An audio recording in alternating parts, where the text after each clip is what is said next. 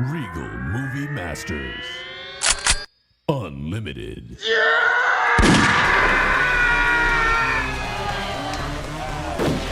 This is the Regal Movie Masters Unlimited podcast where we watch every goddamn movie that comes out at the local theaters. The movie masters today are Justine. Hello. Brent. Hello. And Dylan. Hello. And I am Colin. And man, we have got an extravaganza. Not only are we catching up, we have got a grand gala event today. We're wrapping up about 8 movies that we saw between Avatar 3 or 2 and this. It felt like 2 and Same Yeah, sure. And then we are getting into our yearly wrap-up, our feelings and thoughts this far, and handing out awards. An awards ceremony is going to take place given all the data that we've collected over the past year. Is that why you're dressed up? Yeah, I'm wearing see, this is the hard thing. I've been really pushing for 4K HD video footage of this podcast going down. Multicams. Yeah, exactly. Yeah. I've been pushing for it, and the mainstream media won't let it go down. But we are so visually. Close your eyes right now, unless you're driving. If you're at a stoplight, it's okay to close your eyes briefly, though, because kind of be aware. Blink. Just imagine. This is a black tie event. We're all in tuxedos. Justine's wearing a lovely. Who are you wearing today? Vivian Westwood. In honor of the great Dame Vivian Westwood, and all of the boys are just wearing boy clothes, fancy boy clothes, black, white, nothing in between. But we're all wearing masks. Yes, because it's also it's a big event. We got to be conscious of these things, and that's what's going down right now. So before we get into the awards to hand out, let's burn through the movie. There's a lot of them, so we're not gonna. We're not making a meal out of this. This is a buffet, okay? So let's. I'll say the name of the movie, and everyone say if you saw it or not, and then we'll do a round table real quick. Leading with probably one we shouldn't lead with. The Whale. Saw it. Yeah, I saw it. I saw it too. We are all in. So with The Whale, is it Thar She Blows Oh my god. or Thar She Knows? Oh man. For me, it's a Thar She Blows. I didn't with a caveat, like an asterisk. And then you go down to the asterisk part underneath the bottom of the page, and it's like, I liked it in the way that, or I respected it, put it that way, in the way that I might enjoy like a 70s Yoko Ono record or like Lou Reed's Metal Machine music. Like, This is a movie review. yeah, I wouldn't say it's not like avant-garde, but it is, I think the structure of the story in terms of having characters that don't really have an arc, like it's not a hero's journey. The movie begins and ends, and everyone is kind of in the same place, and that is completely counter to almost any movie you'll see in the theater this year. It's interesting. I didn't like watching it. I possibly didn't enjoy it, but it kind of gave me some stuff to think about after the fact. I respected what it did, and if you're looking to find an enjoyable film that's going to warm your heart, don't watch this movie. If you're kind of down to be messed with and see some stuff that you're not really going to see in other movies, and if you like seeing things you might not see in other movies, I would say The Whale is a Thar She Blows. Justine, how did you feel? Yeah. Okay, Thar She Blows. And Ahoy. I like it. I like sad, slow movies about people with, their little corner of life. And this is one of those. Well acted, and it's sad, and it's realistic. I thought it was great. All right. It's gonna be a Thar She Knows for me. That's a no. Yeah, I felt like they just recorded the play with a red camera. You know what I Yeah. mean? Like they didn't do much to adapt it to screen. Brendan Fraser, great guy, but I didn't feel that was a particularly great performance. I liked Hong Chow, Right. his nurse that attended to him. And I just, Aronofsky, he always works in this weird Christianity thing into his stuff, and I'm tired of it. So Right. yeah, I'm gonna go with Thar She Knows. It's a Thar She Knows. Dylan? I thought it was well acted and shot very well. I give it a there she goes. There she goes. He did it again. Did it again. Nothing else to add? No. Okay. Glass Onion. We did see this stream. Brent saw this in the theater. I did. We didn't get to talk about it. Okay. Because the rest of us didn't see it in the theater. Justine, did you see it? No.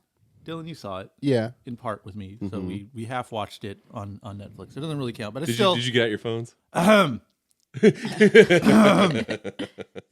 The Glass Onion. Are we peeling away the layers, or did it bore us to tears?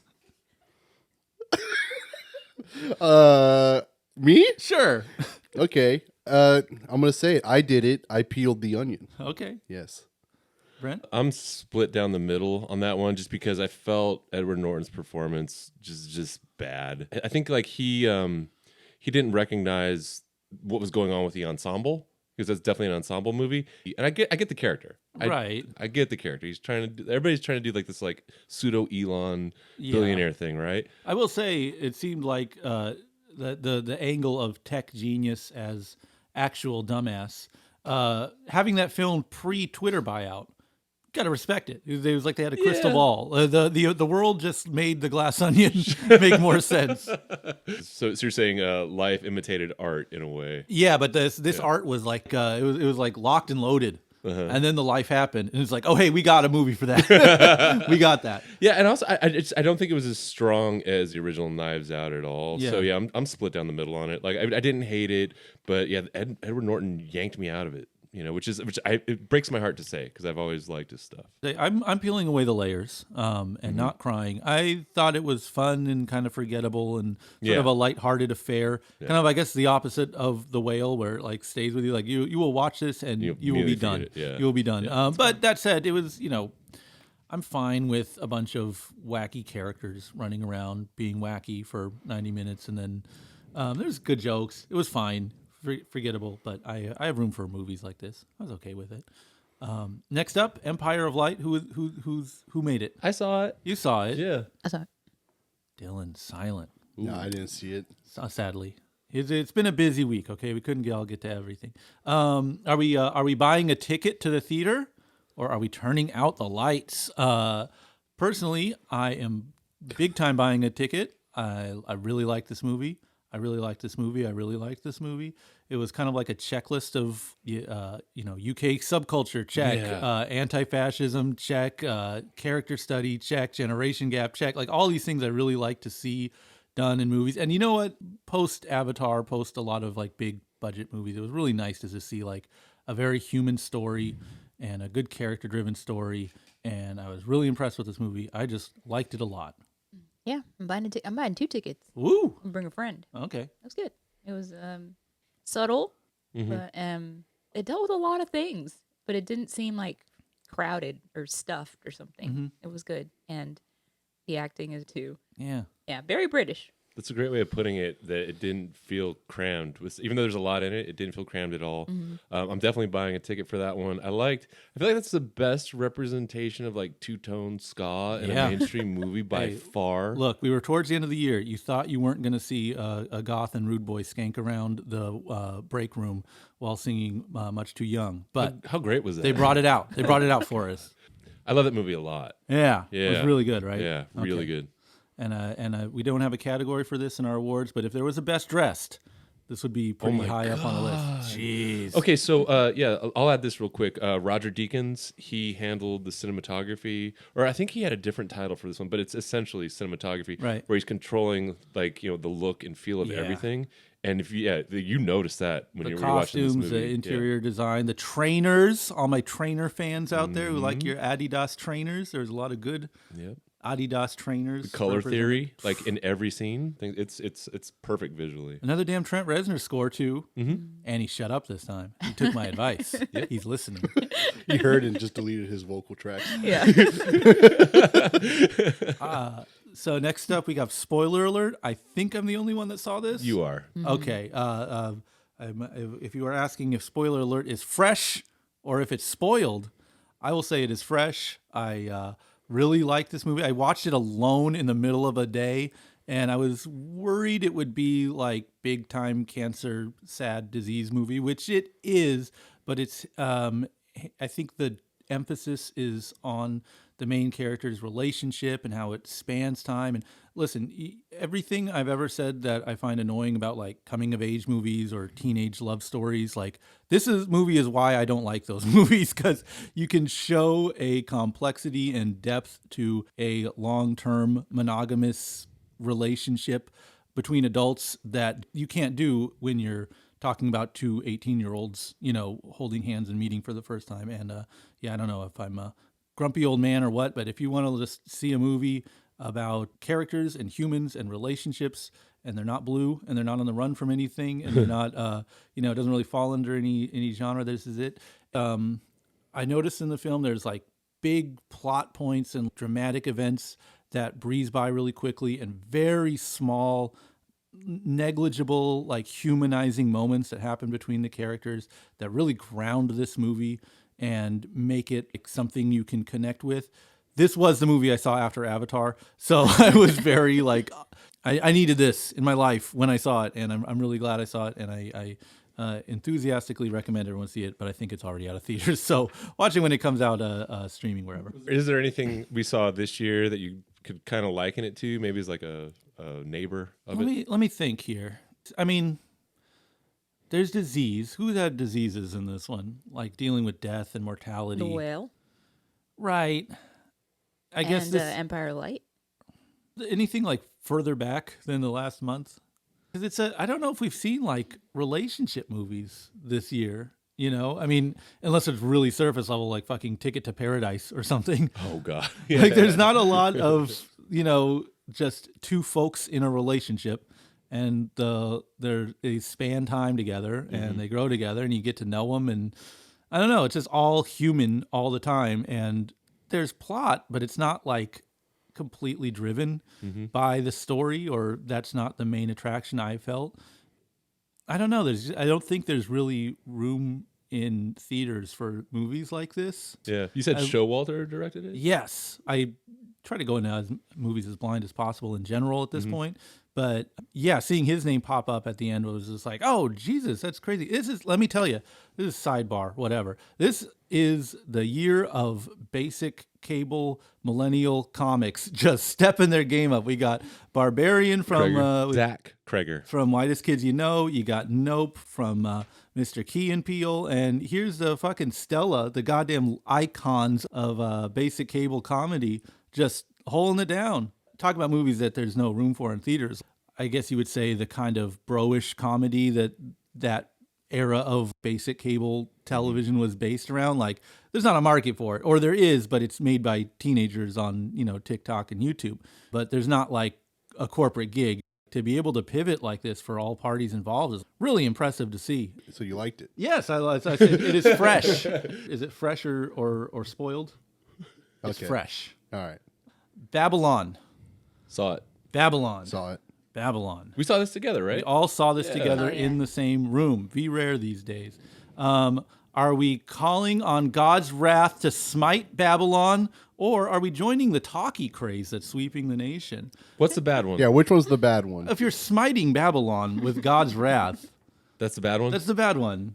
If I you're- don't want to do that one. If you're joining the talkie craze, I'm joining the talkie craze, Okay. and also, I might do some silence on the side. all right. I love that movie.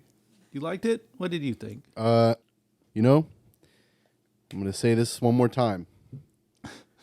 I don't think you're going to say this one more I'm time. going to say this one more time. I'm going to join the talkie craze. I thought it was acted well, and it looked great. And Not long enough.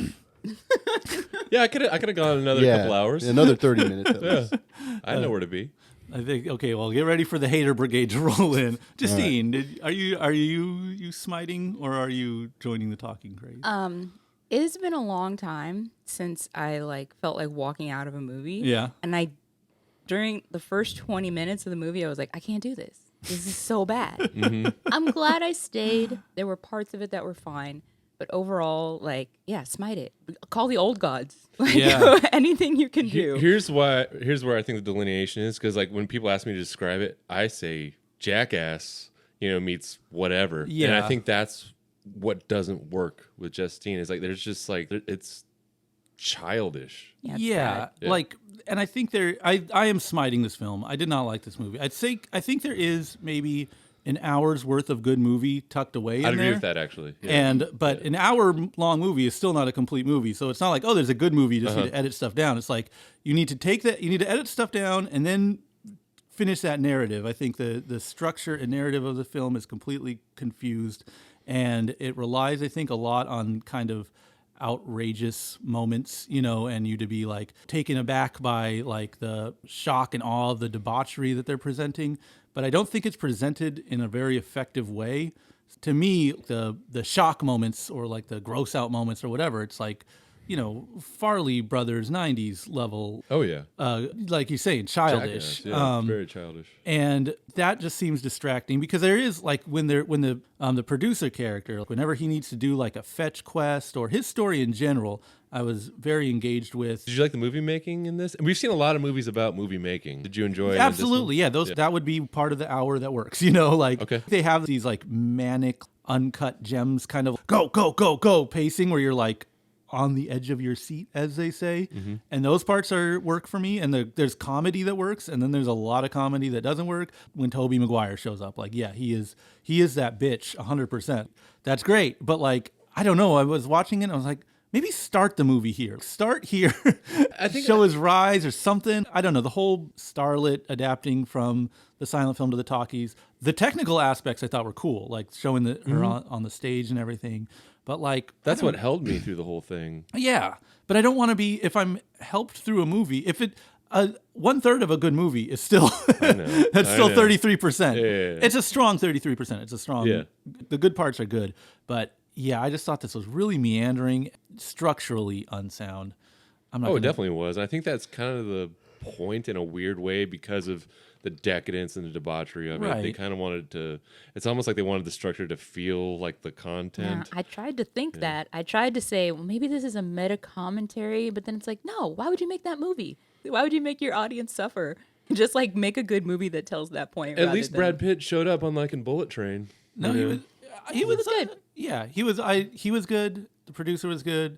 Margot Robbie wasn't bad, but it's annoying. It's like, hey, play an annoying character and take up a lot of screen time. All right, I'll do that. As we were leaving the theater, I overheard a little theory that Justine was right about. Apparently, like, could you elaborate on that? Oh, was it that she only has one accent? She only has one character that she can play, and it's Harley Quinn. It's like, do you need to be in a movie?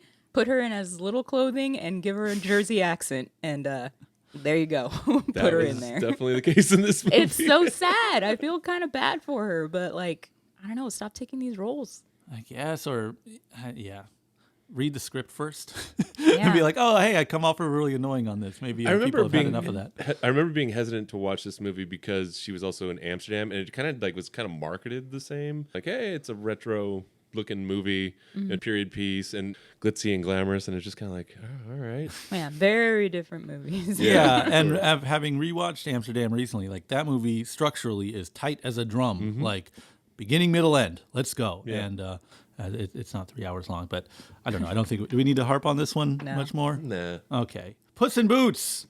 Everyone in? I was in, but Did I see it? I saw it. I want to go no. I don't Okay. think I saw it. All right, so 3 out of 4.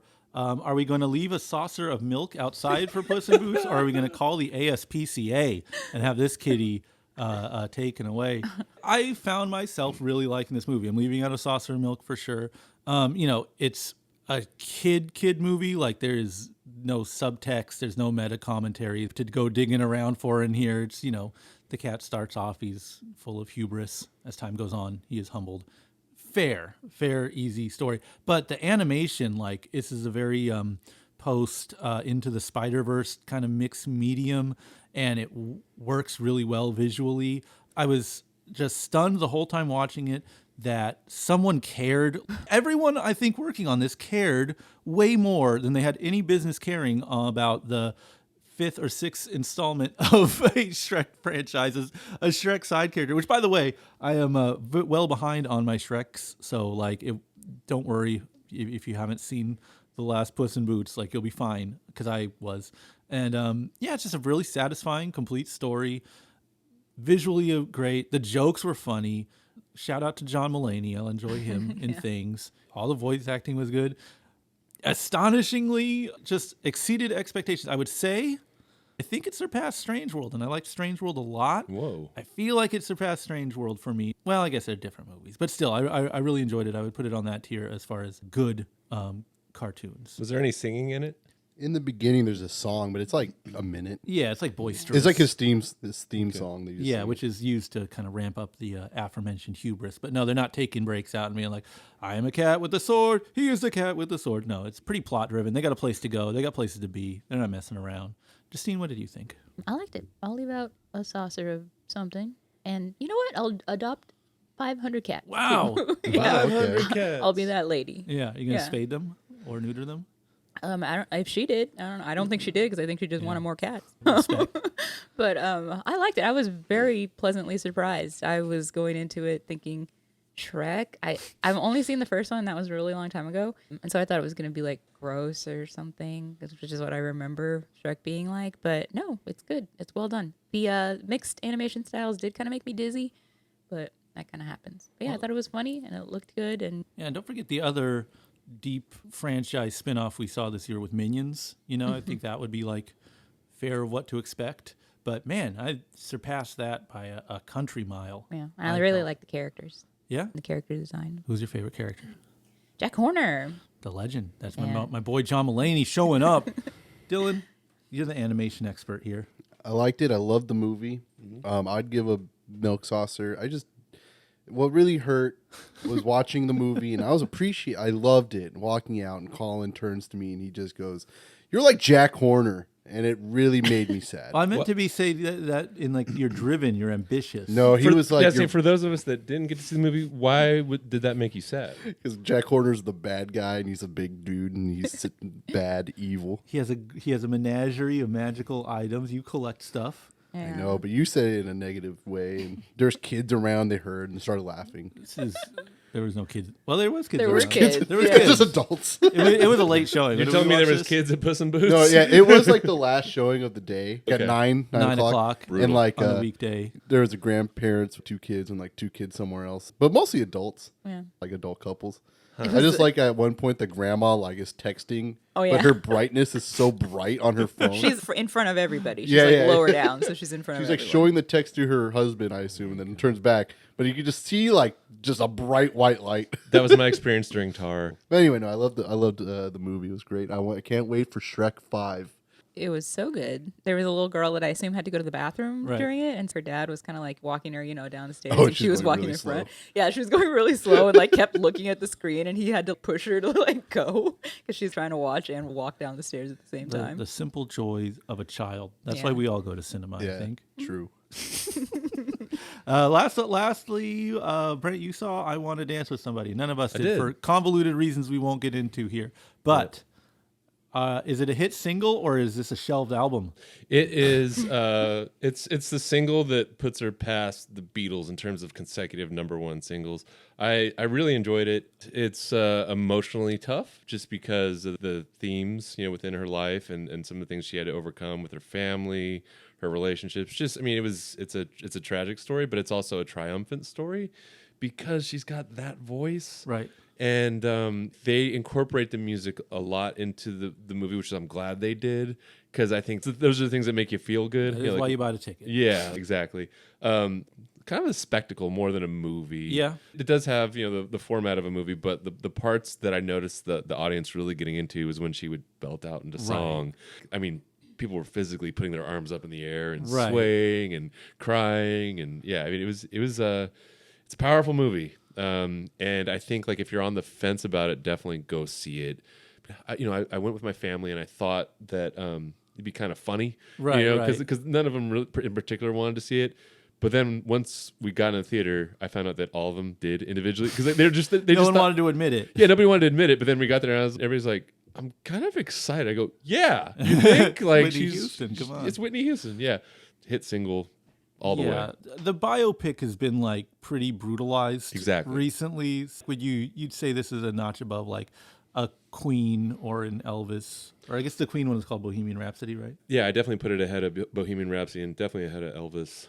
There was an Elton John one too, right? Yeah, which I wanted to see because I fuck with Elton, but never saw it. Like there's some things it gets into that I didn't know about her. Like I had no idea that she's basically gay. Okay. And I don't know if they did that for the screen. With Robin. What's that? With Robin. Okay, okay, so yeah, that checks out. All right. Perfect. It's my culture. I have a question. Yeah.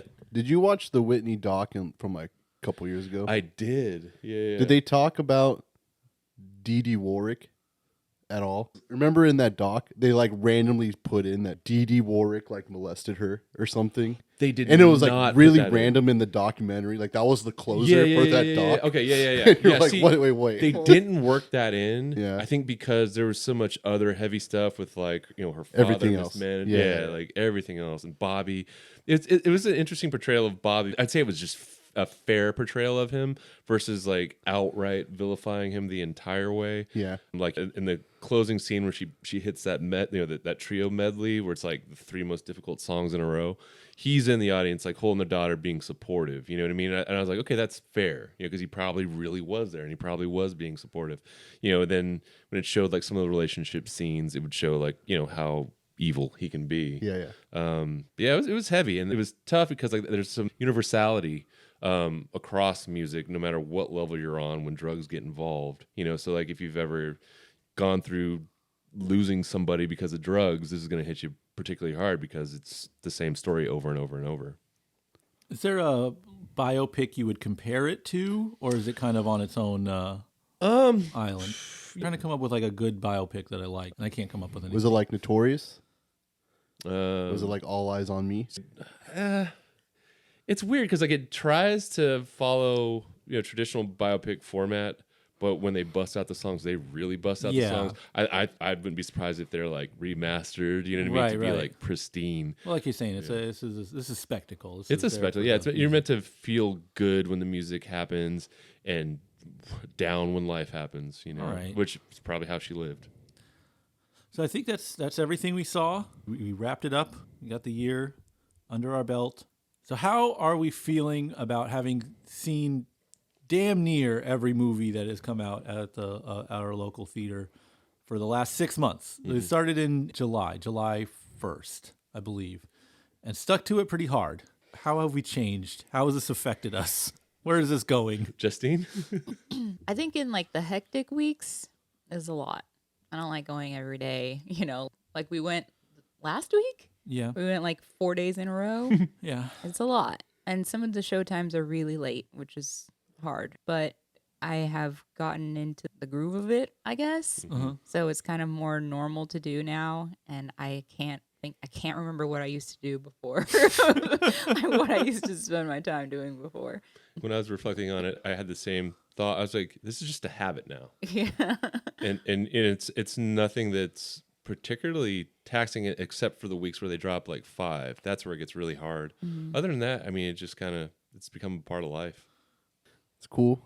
The scheduling thing is just annoying sometimes, but the movies didn't affect my brain at all. Have you gained an appreciation for movies? Are you consider yourself more of a cinephile? Have you pay attention to things differently? Not more than I already did before. Yeah. Yeah. I appreciate being able to see movies that I would have never chosen to see that I really, really loved. I didn't see that coming at all. Because like you like to think that you're a good arbiter of taste and judgment of things, but I think through the experiment, found out that I'm not. At all. Yeah, I just think you get exposed to a lot more stuff. So you get to see like, wow, they really made this? People worked on this for a long time and paid for it. And then you also get to see stuff where it's like, if you heard about it, you'd probably be like, oh, yeah, it's probably a good movie, but it's probably boring, so I wouldn't go see it in the theater. But if you have to, then it's like, oh, yeah, that was great. Good job. Yeah, I've gone through phases of being really into movies and like trying to watch either good older movies or bad older movies or just a lot of movies in general. And it's kind of waxed and waned over the years. But I almost feel like this approach, it's more like getting into sports or something, like get into baseball. Okay. And then you're just into the baseball. stats. Yeah, you know the exactly. Now. Yeah, but, it doesn't make you more athletic. So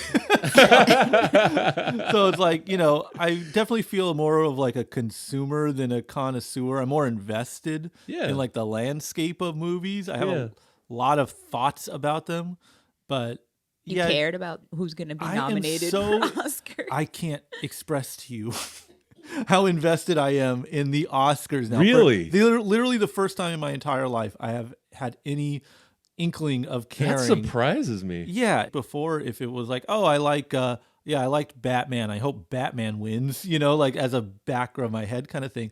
But now I'm like, man, they need to recognize some of these people. And it's silly because of course and the reason I've always not cared is for, you know, I'm a sane person who has like 2 IQ cells to rub together. Obviously, you know, It's wrestling. yeah, it's a corrupt system. It's all, you know, you pat my back, I pat yours. So it's gross. It's super fucking gross.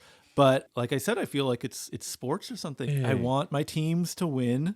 I want the teams I don't like to lose. It's weird to be at this point in life, but I think that's a big way that this has affected me. I have the opposite. I couldn't care less about the anything Oscars because I feel like ultimately there's no way that it can cover the breadth of things that came out that are good.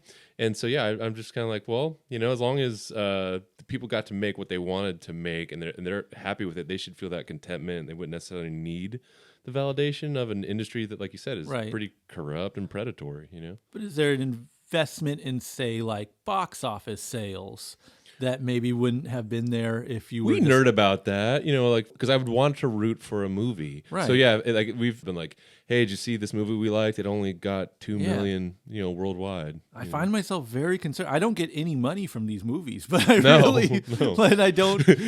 I want the good ones to succeed. Yeah, there's a scene in the Whitney Houston movie where the guy that introduces Clive Davis to Whitney, they're sitting, you know, in this club watching her perform, and you know, it gets done, and the guy says, "What'd you think?" And Clive says, "You know, this is the greatest voice I've ever heard in my life." And the guy that introduced, you know, Clive to the music says, "Yeah, me too." He goes, "Well, here's the difference. The difference is my tacit approval comes with investment and marketing. Yours comes with a side of fries." So yeah, it's like these movies are looked at as investments for like these mega corporations, and so yeah, like if something bombs, even though it's like artistically of merit, they might not make something like that again. And I think that's the fear you're kind of alluding to, Colin, as well. All of us saying that, you know, there's seeing less people at the movie, seeing movies take up less, you know, RAM in the culture. Like a fucking Jurassic Park movie came out this year. I didn't see it. None of us did. And you could try to talk to someone about a Jurassic Park movie that came out this year. Like just find someone on the street and like you'd be a fucking weirdo of a weirdos. And what's more of a normal goddamn movie than Jurassic Park? And I mean, it's classic, you know, indie movie snob shit. Like, oh, they keep making these big blockbuster movies, but the little movies are getting pushed out. But it's like everything's getting pushed out. Yeah. And like the more, you know, Black Adams they make that don't work, that's not a good sign when that kind of tried, tested, and true thing that keeps the doors open at these places is met with indifference. That's danger. In terms of like, here's the kind of numbers we want to see, that's fucking bonkers. Again, the economics of it doesn't bode well. Absolutely. This is only because I'm paying attention to this stuff right now. I think this has been a problem that everyone has been screaming about for a really long time, but I'm just starting to pay attention to it. Okay, so you guys want to hand out some awards? Now that we've thoroughly depressed ourselves, let's bring some light. We have tallied. I worked so hard on this. I think all of us worked very hard on this for no good reason. We've all pushed ourselves and worked very hard to give our nominees and winners for these films and these performances that we've seen.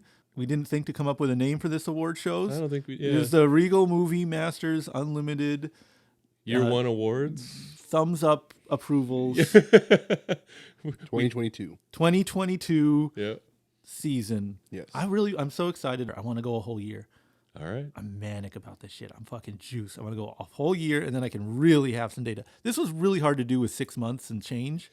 Yeah, statistically, we watched 77 to 78 movies in the movie theater since we started the experiment. Right. So next year, let's say you just double that.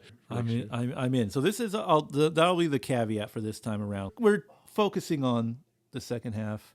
This is the asterisk that this is the prototype. The criteria was things that we saw this year in the theater. That was in the theater. Right. That we saw as a group. Yeah. Right. Next year, though, it's going to be a banger.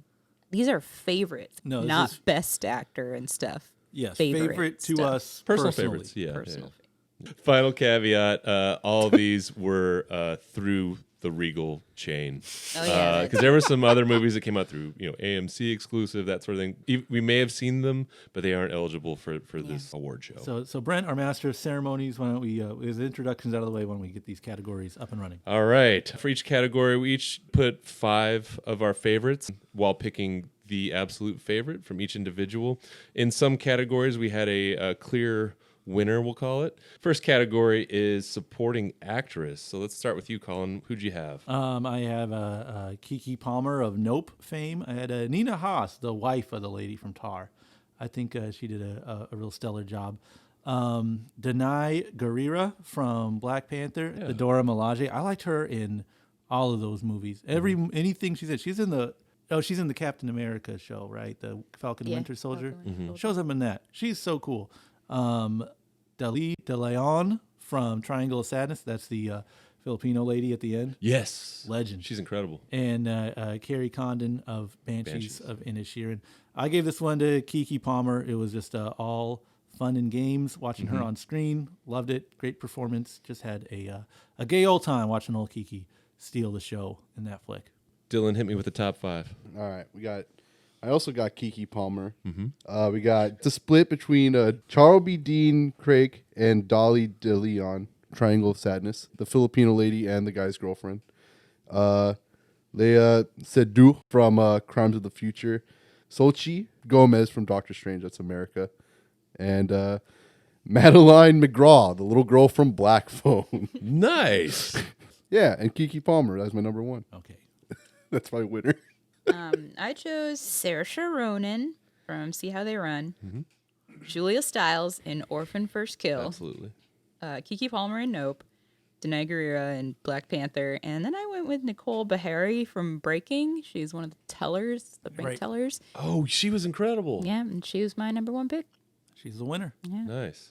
I did Carrie Condon from Banshees of Inisherin. Lupita Nyong'o from Black Panther Wakanda Forever. Really liked her in that role.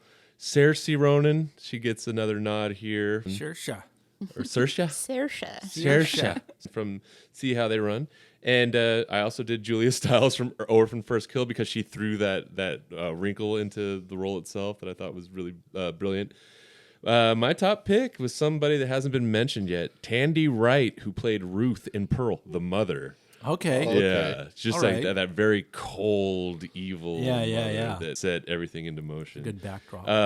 The overall winner, we have a singular winner based on consensus, Keke Palmer. Okay. Oh, okay. Yeah. 2 wins. So we're going to move on now to favorite supporting actor. Dylan, you start us off. Okay, all right. Hey, you guys, my nominees are David Howard Thornton, the clown Art the Clown, from Terrifier 2. John David Washington from Amsterdam. Paul Dano from Batman. Justin Long from Barbarian. Yes. And Sterling K. Brown from Honk for Jesus.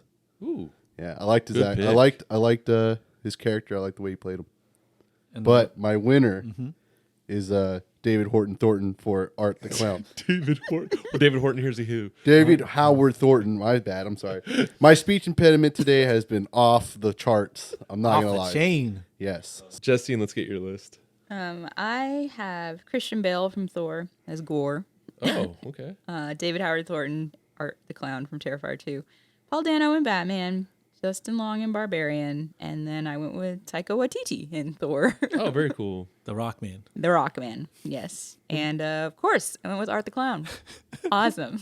Unbelievable. This is exactly how the Oscars are going to go. I'm certain. Oh, I'm 100% positive. Maybe Golden Globes, but at least Golden Globes. Colin, you probably have the same list, but no, go ahead. It's fairly similar. Yeah. Paul Dano from Batman. Brendan Gleeson, the guy who doesn't want to hang out with Colin Farrell from Banshees of Inisherin. Nice. Judd Hirsch from Fablemans. That's the uncle. Because I just loved his Energy. yes, a show-stealing performance. Got to give it to Art the Clown. I love that little creep. Oh, and Christian Bale from Thor as Gore, the God Killer. Yeah, me and Justine are Yeah, pretty similar. pretty similar. Yeah. But I'm giving mine to Paul Dano from Batman. Fire fits, fire character. I like that movie a lot. But man, these superhero movies are only as good as the villain. So let's give a shout out to one of the great odd villain performances of the year Very. for Paul sure. Dano. A name that wasn't mentioned. I'm going to see if you guys know who this is. David Cornsweet. Do you know who that is? From He's the projectionist in Pearl. a little an creepy honorable- man. Kind of an honorable a little mention. I'm slow. going to put that in there. Well, he's not a scumbag. He's not just a a creep. no. That's He's the guy, the bohemian guy. He's Yeah, a nice yeah. guy. Yeah. He's a he whore. He has a bed in the slut. project. Yeah, He's exactly. just a slut, and we don't slut shame around here. Exactly. That's yeah. why he's on the list. We like him. Yeah, we like him. I also, on the list, I had Paul Dano as a Riddler. I thought that was a great performance. I also had Justin Long from Barbarian. I want to throw in Woody Harrelson from Triangle of Sadness as Right. the captain. Yeah, good energy. I feel bad because I kind of bumped out Judd Hirsch, which I really should have included. The whirlwind cameo. Yeah, but I'm going to go, and speaking of Whirlwind cameo, I'm going to go ahead and give my favorite. It was Mark Rylance from Bones and All. He was Sully. Oh yeah, that was a good one. However, because he got two first place votes, David Howard Thornton is our very clear Again, as favorite. just as this is a preview of what you're going to see Oscar night. Will he wear the clown makeup when he accepts? Of course, and he won't have a speech. He'll just Yeah, go up he'll there. just, And like- wave at people. Yeah, mime. That would be fantastic. I would love that. He that, throw- would get me to like Terrifier Okay. too. Yeah, he like starts throwing blood at people. That'd be cool. all over their fancy Front stuff. row. It's a Gallagher show. Yeah. All right, Justine, we're gonna go into a very serious category, and I'd like you to tell me your list for Girl Boss. First person I want to shout out is Cindy Who from The Mean One. Ooh. Abigail from Triangle of Sadness. She's the person that cleans up on the ship that eventually becomes the boss. The mom from Orphan 2. The Woman King of The Woman King. And then the nurse from The Whale. What's her name? Liz. And the winner goes to. The Woman King. Girl boss. I mean, Obs. it's in the name. Yeah. I'm gonna toss to you, Colin. Go ahead and give me yours. I had a Hillary from Empire of Light. It was Nice. my first nomination. You know, she told it like it is. Took no crap. I got the monster from Barbarian. That, Yeah. Milky Lady. yeah. The evil hamster from DC Super Pets. Right. That's she had a plan. Wait, this is in your Girl Boss? Yeah. The hamster from. All right, I'm with Yeah. you. The nurse lady from The Whale, Lid, and Liz, yeah. Lid. Abigail from Triangle of Sadness in true girl boss fashion. I'm giving it to Hillary from Empire of Light. Recency bias be damned. I like the cut of her jib. Good call. Listens to throws on some Dylan to unwind. Throws on some Joni Mitchell. And then learns about ska. And yeah, learns the joy of two-tone music. Nails it too. Brilliant. Brilliant performance. All right. Dylan. All right. The last name is my number one. First off, got Shuri from Black Panther. Got Sienna Shaw from Terrifier 2. We got Emerald Haywood from Nope. Oh, okay. Mac from Mac and Rita. Yes. But as Rita. Okay. Rita mode, Yes. not Mac mode. Rita Forma. Yes. My number one is Ada Harris from Mrs. Harris Goes to Paris. Making But- her first appearance on the list. Yes, and that is my favorite girl boss. But I have an honorable mention for Abigail from Triangle of Sadness. I can't just not say her name. Yeah. No, that was an amazing, For sure. amazing performance, amazing character. So my Girl Boss list: Leslie Manville, who was a character in Mrs. Harris Goes to Paris. Then we're gonna go with Isabel Furman in Orphan First Kill. She knew what she was doing the Right. entire time. New to the list, we're gonna go Aubrey Plaza from Emily the Criminal. I thought she was a bit of she took control by the end. Yeah, right? she leveled up. Yeah, all right. Then we're gonna go definitely Mia Goth in Pearl. Right. And then my girl boss, a little unconventional, Georgina Campbell from Barbarian. Okay. She had her act together. She was not doing dumb stuff in the movie. Again, part of Yeah. what made it good. In a shocking winning situation here, we have by consensus one favorite, and that is Mrs. Harris from Mrs. Harris Goes to Paris. Congratulations. Upset of the night so far. Oh, there's no upset. We are Congratulations. we support powerful women who like pretty dresses. That was one of our early girls. surprises in the experiment. I would Yeah, say. that was a part of what hooked me. It was like, okay, you could. They still make movies, like regular Yeah. movies, like normal ass movies. All right, Didn't know that. What is this underground that no one ever talks about? A literal movie about someone falling up. Yeah. It's so amazing. Film. All right, nerds, we're going to get into favorite script, and let's start with you, Colin. I feel like this is an important designation because it's like the story, right? And the dialogue and like the things that maybe would work on paper that you can wouldn't read see it on off the screen. page, and it's good. Story that works. This was really hard to put together because I'm realizing in watching all these, I think I watch movies in kind of a literary way, in the sense of like I want to see characters and motivations and structures and so something that's shot really well that doesn't have those things in place is usually pretty hollow for me. Very hard list to put together. I had Nope because I thought that was just a very tightly wound story. I have The Whale for reasons I probably mentioned earlier. Banshees of Inisherin, just amazing dialogue. These are actually the last two movies were both plays, so makes sense that they would work, let's say, on paper theoretically. Correct. Barbarian, I just thought it was a really inventive story. The way everything unfolded, the jokes, that was a movie I felt was really the labor was done on a laptop. That was a great movie before a camera started rolling. And Emily the Criminal, which I thought was, again, same story, just like very poignant and well executed. I had a very difficult time with this. I gave it to The Whale just because I think I would probably rather read it than watch it. And I felt that it's a common aspect of American life. Like, people are killing themselves with food, and people lead lives that don't wrap up really nice and tidy, and you can have everyone involved in your life story be an awful human being or be flawed or messy or like no hero or anything. And I thought all that stuff really rang true to me. I found it sticking with me. The ideas of the movie stuck with me for a while. And I don't think I'll ever watch the movie again. So no, I think so that means that the script must have been really solid. And so I gave the script to that. Gotcha. Justine, what about you? I think I have a hard time distinguishing like what's script and what's directing. Like what did the script writer do and what did the director do? So I took it like what had good dialogue mostly. And I have Banshees of Inisherin, of course. And then See How They Run, which is witty and quick and good. Puss in Boots, which was weirdly the same. Lots of like puns and jokes and really well thought out, deliberate. Triangle of Sadness, again, like everyone had like a monologue and it, it was very, it almost didn't read as a movie. People don't really talk like that, but it still worked.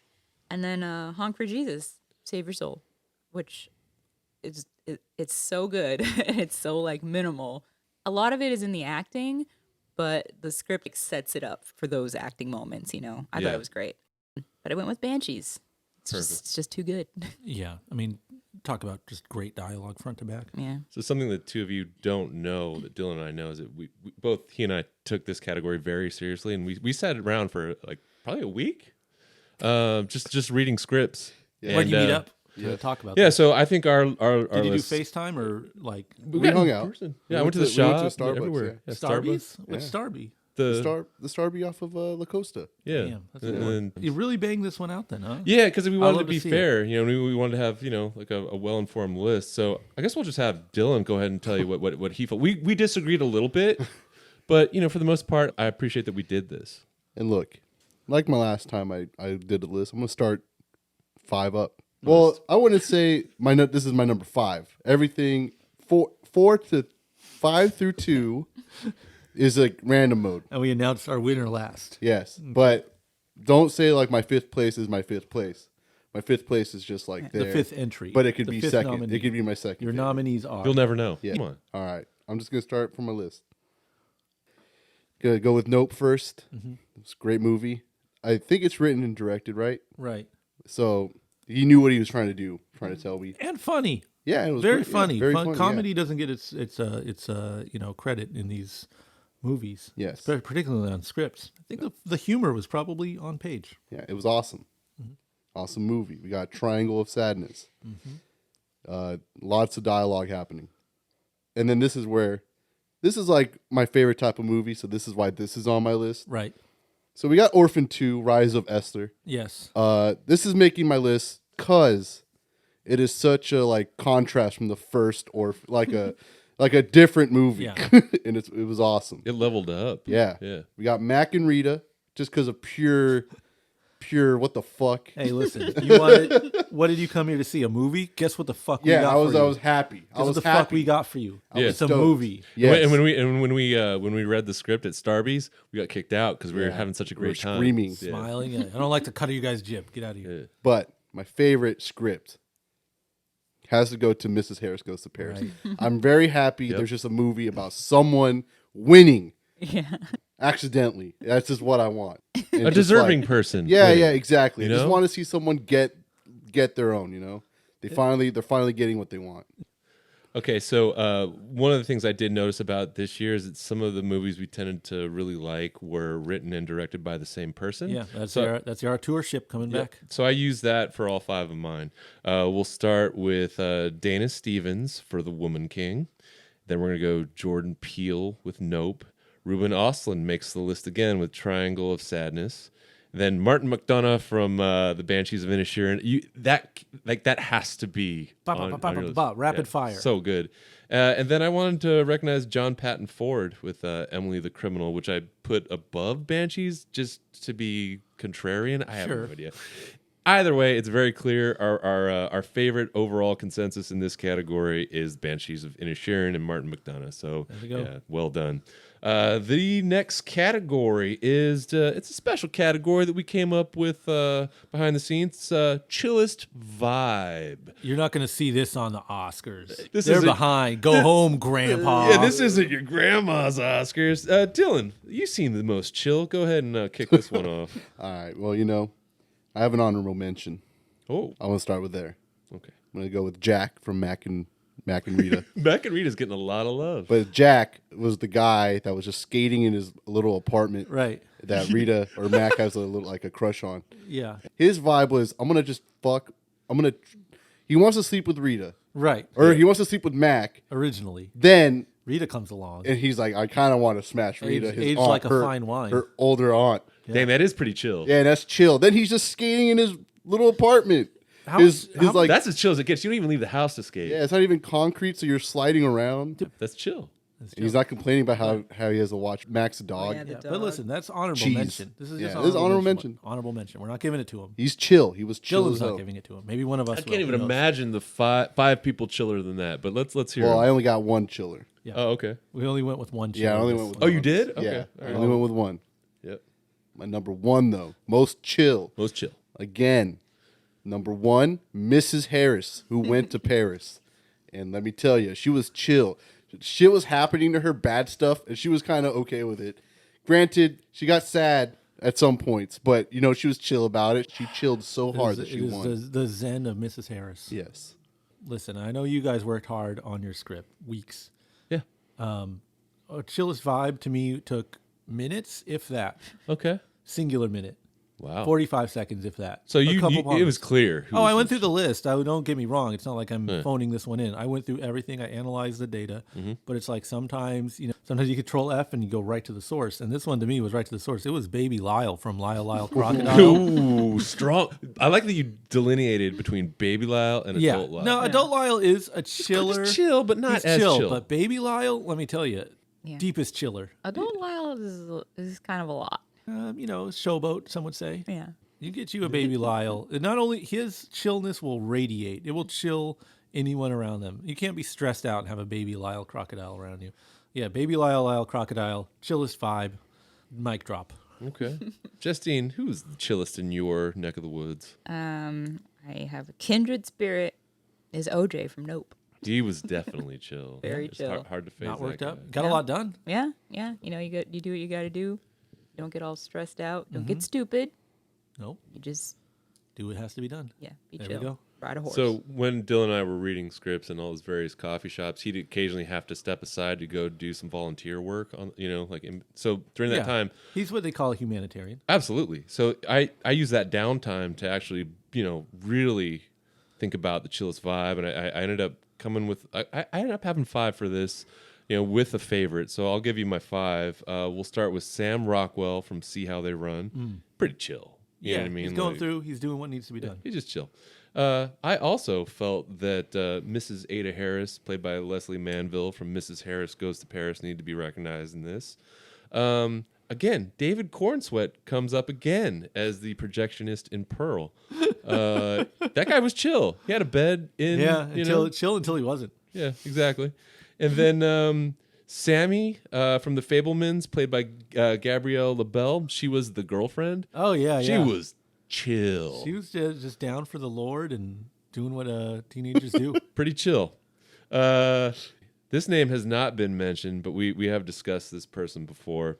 The most chill vibe that I saw all year would be Billy Lord in Ticket to Paradise, who played Ren Butler, the friend of the bride that goes to Bali and just chills for 3 months because she can. She hasn't got didn't any have much to boyfriend do. there. She ain't got a job. No. She might sleep with George Clooney. You know what I'm saying? Like, that was pretty chill. I thought that's who I'd go with. That is a chiller. This That is is a chiller. There's no clear cut favorite in this category. We all have 4 different right. favorite chills, which just just shows that we're individuals. Exactly. It's It's not a competition. Being chill. I think that's is pretty a way chill of to not life. have a winner in this Bingo. category. You know what I'm Nailed saying? it. My honorable mention for that one was Brad Pitt in Bullet Train. Yeah, he was. Really? He was Forgot about stressed that out. movie, huh? He was in stressful situations, but he was on the path, And he was stuck to his just path. trying to be chill. Right. He had a shrink on the phone. Yeah, he's getting where he was going. Trying to be zenful, Yeah. accidentally killing people. Yeah. Yeah. But not aggressively. He was bummed about it. He's Yeah, trying to yeah. walk away from that life. He's just trying to do his job. So now we're going to talk about pretty pictures in the form of favorite visual effects, and they can be either practical, CG, or a combination of both. Let's start with you, Justine. What'd you have? I went with Crimes of the Future, Cronenberg. That's the commentary. Terrifier 2, practical effects. Nope, cool. Thor 4, wild. Yeah, And then Pinocchio, perfect. yeah. But my winner is Terrifier 2. Too good. Just Handmade. swamped in gore. Yeah, just all done like a theater production. Good job. Colin, go ahead and hit us with yours.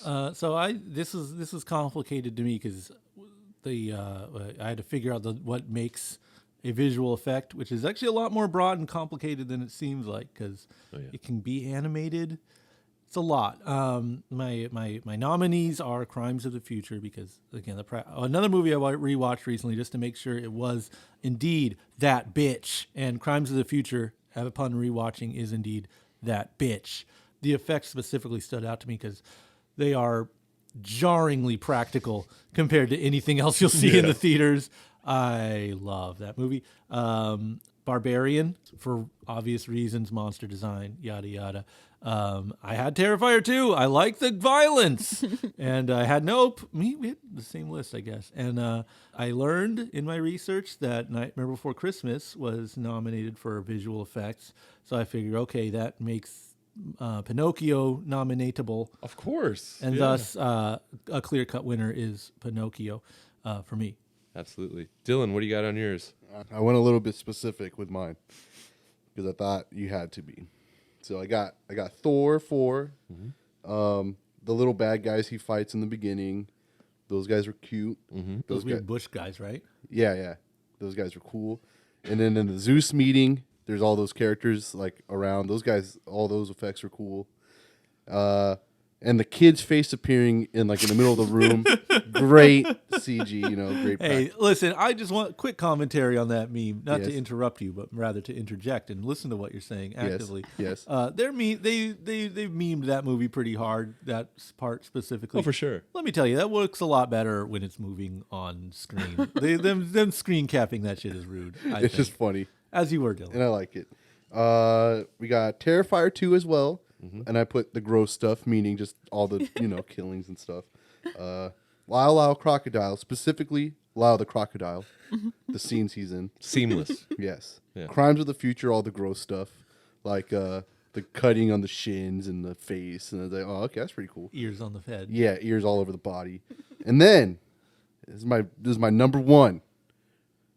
Amsterdam, when Taylor Swift gets ran over by a car twice.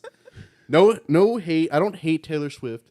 It was just a shock the first time when you see it in screen, and I was like, "Oh shit, they really killed her." Then they show it again, and you're like, "Oh no, she didn't really die. Yeah, they didn't really run over her head." I believed it, but it was like insane to see in screen. Lest there be any doubt, they gave it to you again. Yes, Yeah. and like again, no hate towards Taylor Swift. I'm not a Swiftie, but I'm not like an anti. But that scene, that CG, perfect. I think that's kind of brilliant because it's like you love her or hate her. If you like her, guess what? She's in the movie. If you hate her, guess what? She gets She's run in over the by movie. a car twice. Guess what? She exits the movie. Yeah. So yeah, I agree with Colin. I like what they did with Barbarian. I thought that was great.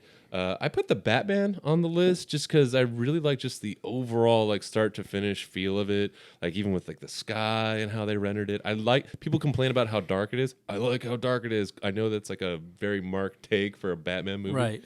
But yeah, I dug that. I have one gripe with the Batman. Go ahead. The GoPro scene where he's flying Sure. through. Yeah, that yeah, part yeah. is goofy. But Yeah. other than The that, rest of the stuff, I'm yeah. on board. Yeah, for sure. I'm with you on Pinocchio. That is a masterpiece of stop motion. Like I think you'd mentioned earlier in the year, you know, the guy that made Mad God has to just throw up his arms and be like, "Come Yeah. on, same year, man." You know, because like he had the stop motion movie of the year until they dropped Pinocchio right at the end. I put the Fablemans on the list because I love the filmmaking scenes. You know what I mean? Yeah. That's kind of like a meta pick. You know what I mean? It's like the Right. film within the film. I really love that. But overall, I got to give it to Crimes of the Future for all the reasons previously mentioned. Incredible. I'm Amazing glad, looking. like old school Cronenberg, back in the veins. Capital That's C good. Oh my Cronenberg. goodness. Okay, so next we're gonna get childlike, and we're gonna talk about now this category. There's only one pick from each person. The category is favorite child actor. Let's start with you, Dylan. All right, I'm gonna give it to Robin from Black Phone. It's the little Mexican kid. Oh, that kid ruled. Yeah. The fool. Yeah, So that guy. finally, some fool representation. on Yes, this I list. enjoyed it. I was happy about it. I just like the scene where he goes, "I just saw La La Crocodile. Man, that movie's really good." Oh, that was the uncut Yeah, that was version. a great scene. That was a I saw great that one too. scene. I have the Criterion edition of that one. I like the way he looked. I like the way he was styled. I liked the fit that he had. It was perfect. Cheech and Chong shirt, bandana. Ripped Yes, I saw my representation. You got me reconsidering mine now. Dang. All right, Colin, who's your favorite child actor? Mine is the same as Justine, and so I'm going to let her talk about it because I think she got it better than me. All right, hit us with it. It's the little girl from Tar. The little girl from The Tar. daughter. From Tar. She's funny. She's great. She says, "Hold my foot." One of the most weirdly convincing, Child. Yeah. Child roles. I should say. naturalistic, doesn't have that golly Yeah. feeling of like kid actingness.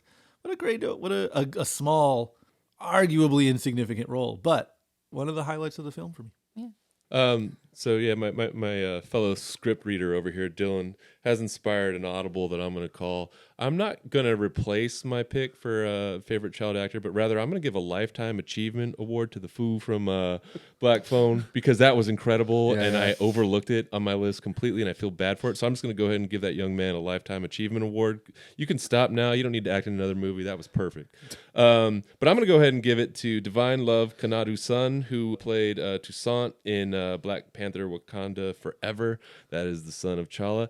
I just go. like that kid's head. That's it. Popped up at the end. I like his the way the physicality of him and how he like carried himself on screen. So keeping it kid themed, let's hop on over into favorite animated movie. All right, this one's stacked. I hear Colin already chirping. What's your list? This is going to come as a surprise to no one because there wasn't that many animated movies this year to the points where there's some pretty rough ones in here. We saw Strange World, which I liked, Puss in Boots, which I liked, Super Pets, which came out, and Minions also exists. These are on the list because we saw them in theaters, but this is far above and beyond all of the above mentioned. And on arguably one of my favorite films of the year, it's Pinocchio. Close the books on this one. Gotcha. All of my nominees are exactly the same, and I went with Pinocchio too. Pinocchio at the top? Yeah. I think do we really need to specify Guillermo del Toro's Oh, Pinocchio? sorry. The title of the Wow. film is Guillermo del Toro's Pinocchio, but it would be amazing if we were like gushing. Like the Disney And then live everyone's action. like that fucking Pauly Shore was? Yeah, the Pauly Shore, or that crazy looking like Disney remake, Yeah, the yeah. Disney one. No, this is Guillermo del Toro's stop motion animation anti-fascist treaty of Pinocchio. Dylan, go ahead and give us your All 5. right. Well, we got. I'll go from my 4th. This is like actually listed. All right, I'm gonna go with DC Super Pets as number 4. Mind you, I didn't watch 5, sadly. So number 4, Puss in DC. Boots doesn't round you out? No, I'm still at 4. Never mind. I'm sorry. Yeah, no. League of Super Pets, number 4. Number 3, Minions Rise of Gru. Now, love that film.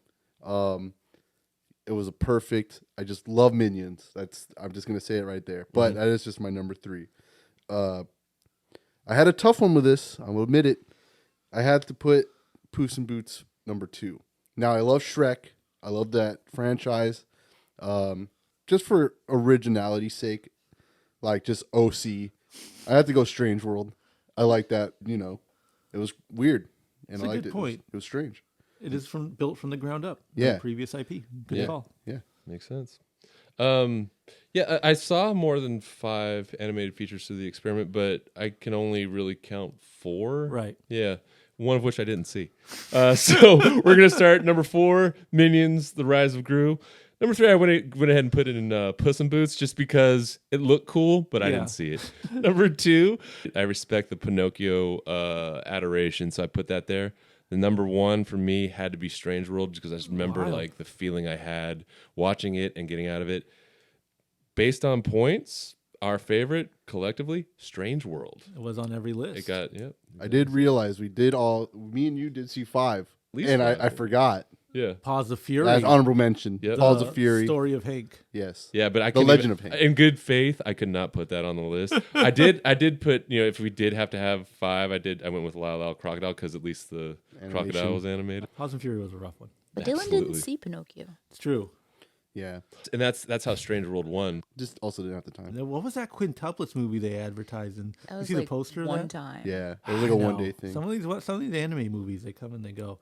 And then Dragon Ball just had weird fucking hours. It would just be like 10 p.m. or 11 a.m. yeah, but then, I swear, It's the same people at both showings. Exactly.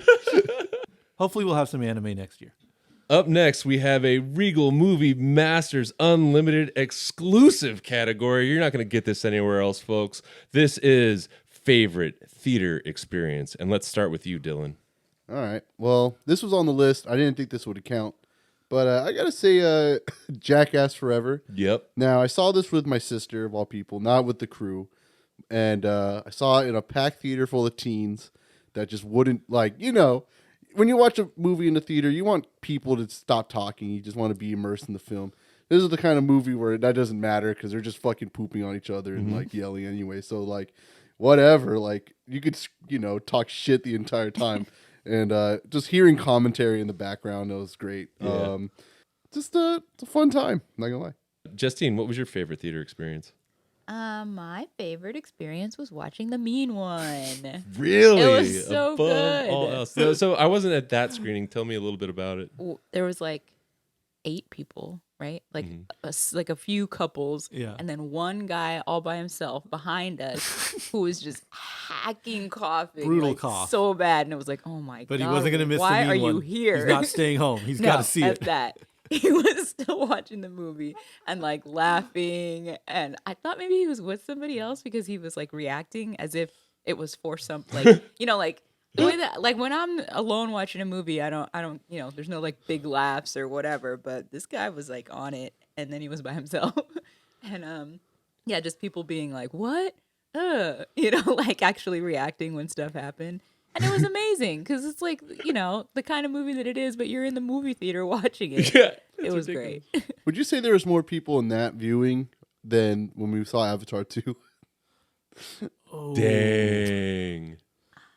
8 is a high number. I know, for- that's what I'm for saying. our It's theater. it's a as I think back, I feel like there was more for the mean one. Yeah, I Or think Black- there There was. Yeah, because you know what? There was 7 people at Avatar. or Black Adam, or like Yeah, a yeah, lot yeah, of yeah. big movies Yeah. we've seen. Yeah. And sure, there's more screenings, blah blah blah. But hey, a win is a win, Yeah, win is a win. Yeah. It might have even been like 10 people because I'm forgetting about Us. right? Yeah, And it then was there's great. two I really people in the liked front, it. It was way good. front. Yeah, I'm gonna be very boring for my top pick, my actual pick. But man, shout out to the Mean One was super fun because that was like a bad movie and like in a fun way, and it's like you want to see that with a bunch of people. Even watch it at home with a bunch of knuckleheads; it'll be a good time. And the Orphan was awesome because it was way too late, and there was like babies running around and looking at their tablet, which is a perfect ambiance for that film. You know what was great was the pure chaos of The Invitation, because we saw that movie on $5 movie night and it was popping. So if any, I know this is in a lot of industry ears right now, but lower the price of these fucking movies. You'll pack them out. That's any indication. I think a full ass theater of like and that's a total perfect like teenage dumb movie. All the dumb movies have been good. We've been blessed for a lot of these With kind a lot of movies that we saw. dumbness. And I'll also give this is just a bunch of asterisks and shout outs. I have no numbers, but I probably laughed at Banshees of Inisherin more than any other movie I Yeah. was at. It was Easily. That just us, though. Yeah, it was me and you, and it was a chuckle fest, a good time. But my jaw was on the floor from the beginning, middle, and end of Pinocchio. I was like teared up. Like that was the most. I wish Guillermo del Toro could see a like night vision camera of like my face the entire time watching that movie. I was purely awestruck. I just felt touched by that film. Like it's again, I get we're supposed to be like funny or whatever, but I was really like just bowled over by that movie, and seeing it in the theater, big ass screen, all focused in. I don't think I had been like as intensely moved by a picture in a pure kind of way than seeing that movie this year. So that's my favorite theater. Your enthusiasm after you saw it was so infectious. As I knew it was going to be on Netflix within a week. So I was Right. like, I'll just watch it on Netflix. But the way that you responded to the film, I said, okay, I'm going to. And it wasn't showing at our normal local Yeah, theater. you had to go out of your way to see it. You in had the to go out of your theater. way to see it. So yeah, I went that way, even though they, it's the same theater that once precluded Dylan and Justine from entering at one point. But because of Colin's enthusiasm, I broke the line, to go see it there, and I was glad I did. That was a fantastic movie. Like you, I've got some shout outs. Anytime Jordan Peele does a movie, that's an event, and if you go first day like we do, you're going to be surrounded by other people who are equally excited, and that adds to the energy of the room. So shout out to Nope for creating that. In spite of being a very terrible movie, I'd like to remind you of when we saw Vengeance, how midway through some teenagers, like three teenagers wandered in. And they just like look at the screen like, yo, what the fuck is this? And meanwhile, like we had been screaming the entire movie at it was the screen. just us. Yeah, it was just us yelling at the movie. And they were like, oh man, now there's people here. That was assuaged rather quickly when they sat right behind us and started going in on the movie, and we joined them, and it was just 7 people ripping into a movie nonstop, relentlessly.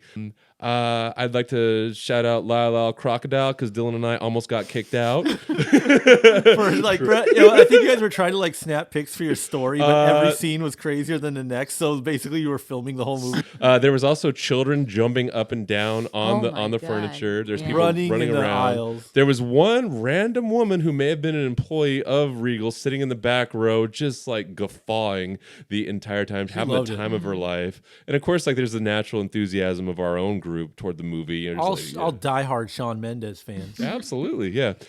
You mentioned The Invitation. That's another one where I was in heaven because it's just like that's how you should watch that type of movie, just surrounded by teenagers and people on their phones and just chaos while like a fairly entertaining movie's happening. It would be a different watch at home. Absolutely. And that's why you go to the movie theaters for something like The Invitation. And there's I'm glad we did. no arguments here. That was the most packed theater we saw, the busiest movie we saw the entire year. 100%. Yeah, like by far. Yeah, and it was great. Yeah. So, but my favorite overall, it's almost a whole day versus like the actual walking into the theater because we started actually here where we're recording. We watched the very first Orphan movie, Right. And then and then Dylan came in toward the end. It was like, "Oh my god, why are you guys screaming?" And then he saw, he's like, "Oh my god, you're at this part." And then we almost immediately got in the car, drove straight to the theater, walked into Orphan First Kill, and just had our minds absolutely blown by the like we're like, how do you follow that up but with a prequel?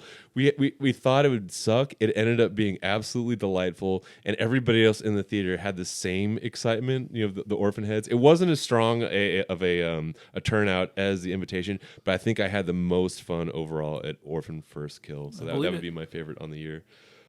Let's see. Now we're going to get into some heavy categories. Let's go with favorite actress for 2022. 78 films were eligible. Colin, how'd you narrow those down? I went with who was working the hardest. Okay. That's a lot of it. Nice. Who was acting? Yes, who did acting well? And for me, I had Danielle Deadweiler from Till, Nice. Mia Goth from Pearl, Viola Davis from Woman King. Who this was that was like a really impressive performance. The first time around when I started to think of that list, I was like, Viola Davis. Like, she transformed herself to get into that role, and she just absolutely friggin' dominated. Cate Blanchett from Tar. I mean, she did her thing. And got a dark horse here. Both of the twins from the Silent Twins. I loved their performance. It was just really engaging. They did an amazing job, and I wasn't going to pick one over the other because, as you'll watch, if you see the film, don't do that. Don't separate them. So I put them together. I gave this to Danielle Deadweiler from Till. That is a challenging movie to watch. I cannot imagine making that film and immersing yourself in the brutality of this story and going through all the stages of guilt and mourning and loss. It is a unrelentingly brutal performance, and I was not going to let this woman cry and scream and die on like she did, and not give it to anyone else. To me, I think that had to be the hardest role to take on emotionally. If it's hard to watch, I can't imagine doing it. So that was a slam dunk for me. It was Danielle Deadweiler from Till. Justine, you also saw Till. Does Danielle show up in your? She is on my list, along with Mia Goth from Pearl and Cate Blanchett from Tar, whatever. and then I have Olivia Colman from Empire of Light. She's the lead. Yes. And Regina Hall from Honk for Jesus. And I really wanted to give it to Regina Hall. She does such a great job. I love that performance. It's really subtle and really powerful. But Olivia Colman from Empire of Light, she was just nice. She was amazing. And I saw it I was pretty sure about Honk for Jesus, and then I saw Empire of Light. I'm like, dang it. So yeah, I got to give it to her though.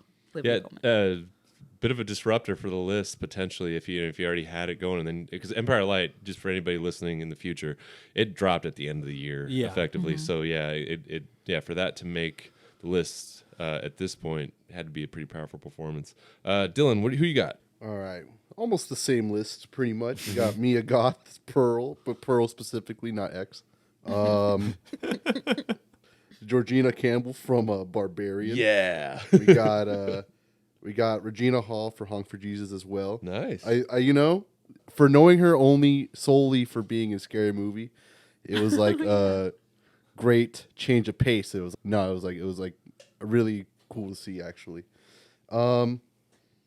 I put down Olivia Colman from Empire of Light. Didn't watch it yet. So Still on the list. Yeah, still on the list. That's my honorable mention. I'll allow it. That's my honorable mention. You know what's funny? I made this list the night or the day before I thought I was going to go see it. Because Exactly. I like Olivia Colman in general, and I'm pretty sure I'm going to like this movie. I'll just go. Full disclosure, that's how Puss in Boots got to be number 3 on my animated features. I thought for sure I'd see it and I'd put it at number 3. Yeah, exactly. So, See, I was like, all right, I'm going to watch it. Then the theater was like, nah, you're not getting in here anyway. So whatever. That's my honorable mention. I'm going to say Viola Davis also in Woman King. And then my number 1, and this might come to a shock Okay. to everyone in I'm this ready. room. I'm sitting down. Leslie Manville, Mrs. Harris. Congratulations, Leslie Manville. My favorite actress, from this year. You know what? I understand it. Like I don't even think that's like a funny or ironic pick. Like that was a delight as a movie. Yes. It was a movie, It was start to finish. Yes. Yeah. Started as a movie, ended as a movie. Everything in between, Movie. Yes. 100%. I'll go reverse order. I'll go Anya Taylor-Joy in The Menu. I know some people didn't like that performance as much as I did, but I thought it was pretty great. I want to get Taylor Russell in there with Bones and all. Yeah, we first fell in love with her for Escape Room, Tournament of Champions. I thought this one she absolutely knocked it out. There's a lot of windows to be stared out of, and Yep. if you think she was afraid to stare out those windows, you're crazy because she stared out You the want to hell see out of someone them. sitting down? Got your girl. We're gonna go Kate Blanchett and Tar. You got to do that. It seems like she's like number 3 on everybody's. I think maybe the early hype and buzz around her was like makes me want to spice her because it's just like, what the fuck? You just wove your hand in front of people and learned a couple phrases in German. Shut up! But it's like, nah, she fucking. She actually was pretty damn Ah. good. There was an emotional arc. Same yeah. with Pearl, where it's like, yeah, you give someone the crazy ass monologues and let them be a fucking wild person and take up 80% of the screen time. Yeah, they're gonna perform, but yeah, good, fine, begrudgingly, since I think they're gonna be hyped up, I gave it to them. Well, with that said, I did toss Mia Goth off of my list. Okay. So I could work Aubrey Plaza into my number 2 spot for Emily the Criminal. Something about that movie, something about what was going on in that. I remember like we walked out and we're like, that was really good, right? And I think it had a lot to do with like a subdued performance, but also a very high level performance at the same time from her. Tonally consistent. There is you how go. I would That's put the it, best way to because put it. the subject matter is very grounded and very modern.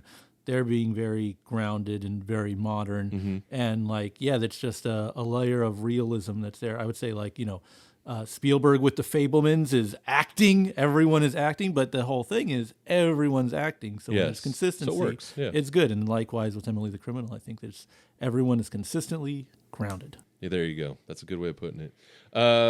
Top pick, like we talk about, a lot of times you award, best actress or whatever to somebody that goes through some kind of transformation. Right. I'm gonna go with somebody that did transform themselves for a role, but it was more impressive to me than Blanchett and Tar. We're gonna go Viola Davis as the Woman King. The Amazing. way she was just bounding up steps, and I remember like just texting people after that movie. I said, Viola Davis is my favorite action hero of the new century because that was something else. But it's not just the physicality of it. Like, she commands. Yes. Like, She she is is. You believe her as like the archetype is like the warrior king, the leader who actually is on the front lines. Yeah. She's not telling anyone to do anything that she's not doing herself. 100%. And like, it's impressive. And again, it's the physicality is one thing, but like the acting part comes in, which is like you fucking believe it. Like you would go to war for her. and Yeah, with her. I'm scared of her. I would hide behind her shield. Yes, amazing performance. That was your winner. Yeah, that was my to see top it. pick. Love Yeah. to see it. Yeah, Great so call. yeah, like no clear cut consensus here. We got a tie of 3. In actor, we do have a clear cut consensus. Let's start with you, Justine. I went with Christian Bale, different role. His role in Amsterdam this Nice. time. Colin Farrell in Banshees, John Boyega from Breaking, Brendan Fraser in The Whale, and Viggo Mortensen, Crimes of the Future. He's in there. Oh wow, top Creepy pick. little creep lurking Being a in the creep. darkness. Top pick is Vigo. No. Oh, okay, gotcha. My top pick is Colin Farrell in Banshees of I was gonna Inisherin. say, yeah, Yeah. right on. Dylan. All right, we got Sam motherfucking Rockwell. Let's see how they run. Liked his performance a lot. We got Viggo from Crimes of the Future. Mm-hmm. We got Robert Pattinson from Batman. He plays Batman. We got In what Daniel. movie? Huh? And what movie was that? The 2022 Batman. Okay. The Batman. Got Daniel Kaluuya from Nope. And we got John Boyega from Breaking. Nice. And if I had to pick one to be number 1, I'd have to say John Boyega from Breaking. Right I liked on. his performance a lot. It was convincing. And yeah. Colin, who do you have as your favorite? You've heard these names before. You're going to hear them again. I liked Christian Bale from Amsterdam. Again, rewatched today, tripling and quadrupling down on all these choices. Christian Bale in Amsterdam. John Boyega in Breaking, Viggo Mortensen in Crimes of the Future as a creepy little creep, Colin Farrell from Banshees. This is a cop. I feel like I just cribbed your list, and I gave it to Gabriel LaBelle from Fabelmans. The boy. The boy. It's not easy acting like a teenager. No. Yeah. I really liked his performance, but hey, much like Till, I thought Breaking was hard to watch. I can't imagine immersing myself in that role. That seems so challenging, and like our boy just delivered. He really did. This is John Boyega, top dog. That's a great pick. I'm gonna start from the back and work my way up, like I have been. And question for the group: do you guys know how hard it is to sing? Yes. None of us here has ever sung one note. Okay, well then in that case, I'm gonna put Shawn Mendes as number 5 for Lyle I'm Lyle at the Crocodile. top of the world tonight. Yeah, I mean that's hard to do. That's acting, Right. Okay, and then I'm gonna go with Sam Rockwell from See How They Run, just because he made me laugh so Yeah. much. I enjoyed that tremendously. Christian Bale makes the list again for Amsterdam at number 3. Number 2, I went ahead and threw in Ralph Fiennes from The Menu, just because he felt just psychotic and weird, and I just like him on screen. And then my number 1 by a country mile, all-time top favorite actor for the 78 movies that are eligible for this competition, Mr. Timothy Chalamet from Bones and All. Jeez. Damn, I wasn't Let me expecting tell that ya. one. Yeah, I love that guy. Everything I've seen him in, I've wanted to hate him because he's like the skinny little guy with the good cheekbones and everything. It's like, nope, he's really good. He was a bomb in Dune, and exactly. I'm a gatekeeper for Dune, so I'll give it to him. However, because I went a little off the rails with that and went with like a pick that nobody else did in my number 1 spot, that means that we have a clear cut winner in John Boyega for the year, which is well deserved, by the way. Breaking was an incredible movie, but I had to bump him out for Shawn Mendes. Sorry. About that. Hey, listen, he's at the top of the world. Sorry. Everyone's number 1 got bumped out by Lyle. Yeah. And worth noting that Shawn Mendes did not do any voice acting. He just sang. Actually, wait. Let me And clarify. it looked totally like it was coming out of the alligator's mouth. You will believe crocodile. Seamless. Sorry. Seamless. the tagline for Lyle Crocodile. It said, "This summer," and like shotgun. You will believe a crocodile can sing. And then they didn't show you the top clip. of the world tonight. Listen, we all own individually Lyle Crocodile on Blu-ray Steelbook. We'll revisit it. I do have a coloring book of it. All right, yeah. Yeah, I it's think free. we with have our, like 4 of them in there. Oh, it was a zine. Oh yeah, sorry. Yeah, I have a Lyle Crocodile zine. If you check out my Lyle distro, you'll find it in there.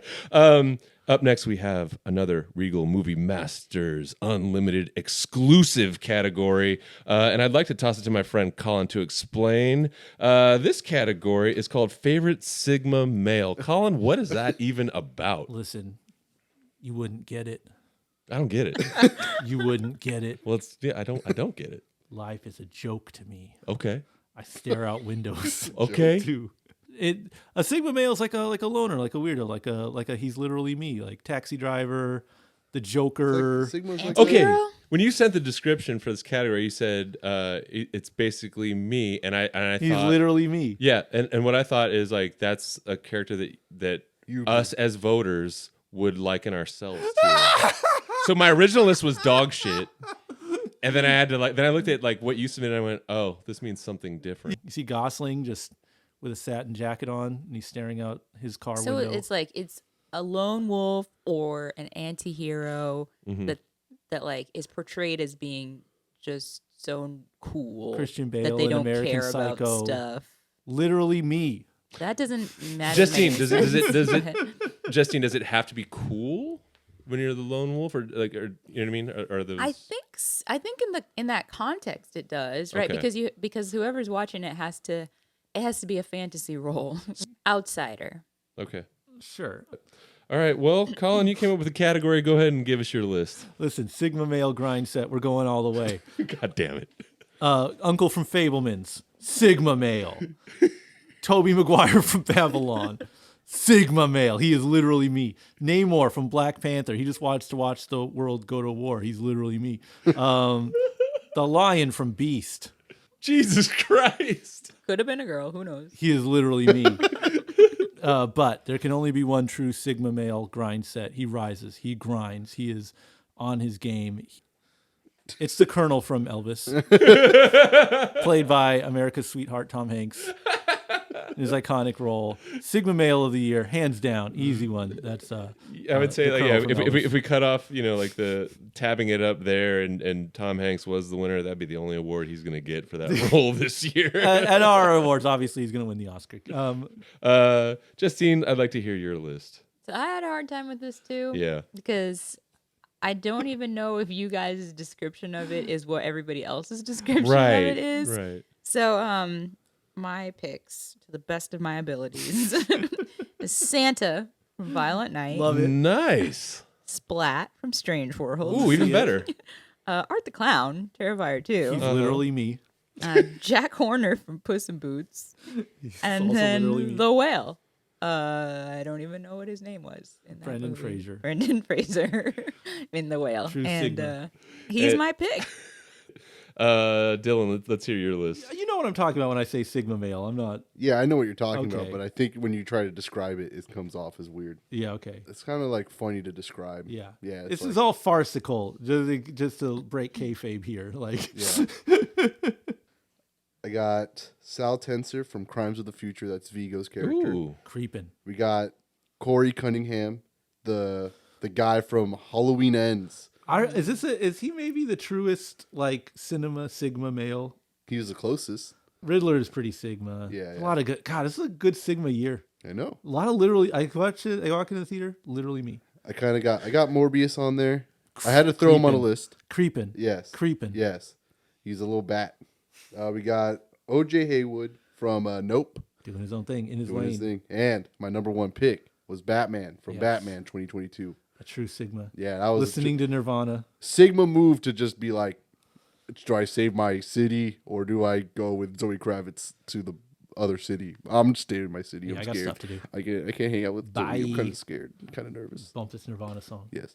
I saw it on the internet. There's a little drawing where it's like a diagram. It's like when he wants to be angry, and there's like a little drawing of like Batman, like with his jaw tucked out or like jutted out, and he's like, it cuts to a scene where like he's yelling at the Joker, and then Batman, when he's like scared, his chin's all tucked in, and he's like looking at Zoe Kravitz, like.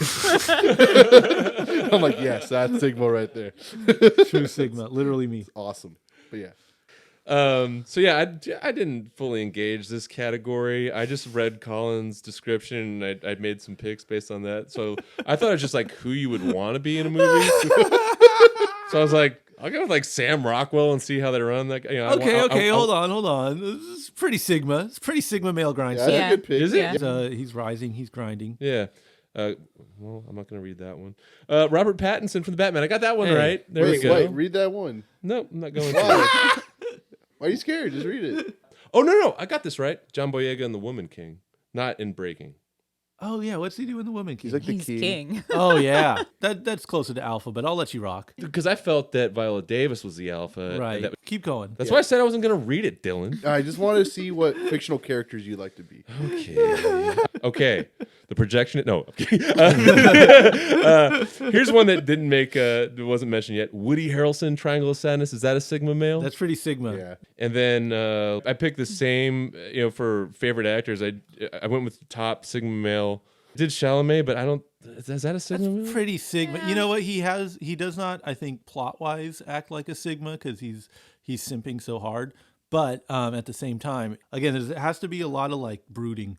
There's a lot of brooding. Oh, he broods Especially like in the beginning. crazy. Yeah. When you meet him. Yeah. Swamped in gore. Okay, so I kind of got that right. Now here's the thing. That was my original list, but because they dropped movies up until the last minute, my number one now is Tobey Maguire in Babylon. Because Sigma. my God, True when Sigma. he came on screen, we just started screaming Yeah. like, "What is happening?" And as the character kept going, you're like, Hey. "Okay, it's going deeper and deeper, like quite literally into the Yes. bowels of hell." He is literally me for sure. So we have, we're deadlocked with two as a consensus favorite. We've got the Batman and Tobey Maguire as favorite Sigma male for 2020. Still giving a shout out to the Beast from Beast though, the Lion from Beast. Well, that only got one vote. So, the Lion. yeah. And it wasn't even a first place was a vote, good one. so might as well not have been a vote. Next up is favorite director. Let's start with you, Colin. We're gonna go with David O. Russell from Amsterdam. Again, after rewatching today, quadrupling down. Michael Showalter from Spoiler Alert. Late edition, but I think one of the tells of a good director is when like everyone acts equally well. You know, that's something I thought of with Tar, because I was like, sure, you know, Kate Blanchett, but everyone is good in that movie. So it's like, well, is she a good actor, or is this guy just really good at telling people how to act?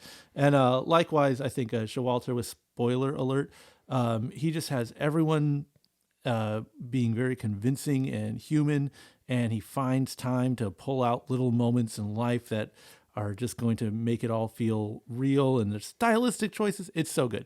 Anyways, Michael Showalter from Spoiler Alert gets a nod. David Cronenberg, Crimes of the Future. David Cronenberg is my favorite director of all time. Well, okay. I really like his movies. I've always liked his movies. This is no shock. Steven Spielberg from The Fablemans. His choices that he made were great. I had a weird fixation on this film.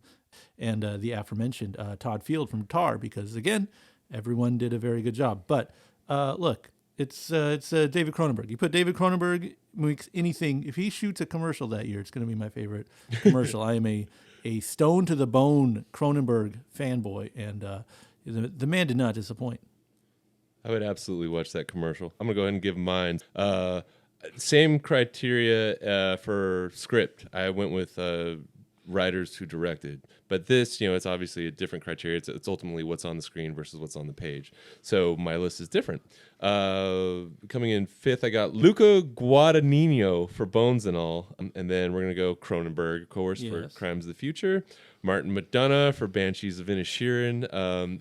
I think like good directing, you don't necessarily think is hard, but I think to do comedy is very hard because you got to get the timing right, and I don't know, there might be a tendency for old buddies to go off script, right. Or so you kind of got to rein it in. So I put him in at number 3.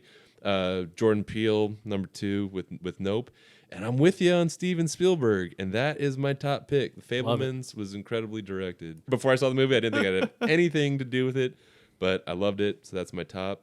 Dylan, who's your favorite? All right, we got Matt Reeves. He did the Batman 2022. Zach Kreger from Barbarian. He also, I think, wrote Barbarian as well. So he understood his own jokes, and it was great. He shot it well. We got Jordan Peele from Nope, also written his script and knew what he was trying to show and portray. So whatever I saw on screen, I was like, okay, that's great, because that's what he thought of.